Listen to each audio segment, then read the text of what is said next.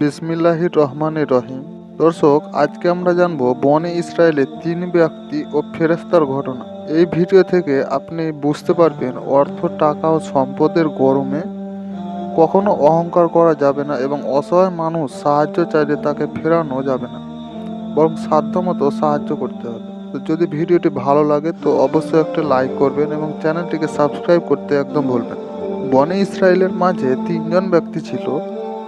প্রথম জন কুষ্ঠরোগী, দ্বিতীয় জন টেকো এবং তৃতীয় জন অন্ধ। মহান স্রষ্টা আল্লাহ পাক তাদেরকে পরীক্ষা করতে চাইলেন এবং তাদের নিকট একজন ফেরেশতা প্রেরণ করলেন। অতঃপর প্রথম জন কুষ্ঠরোগীর কাছে এসে সেই ফেরেশতা বললেন, তোমার সবচেয়ে পছন্দের জিনিস কোনটি? সে বলল, সুন্দর রং ও সুন্দর চামড়া, কেননা মানুষ আমাকে কুষ্ঠরোগের কারণে ঘৃণা করে। তখন ফেরেশতা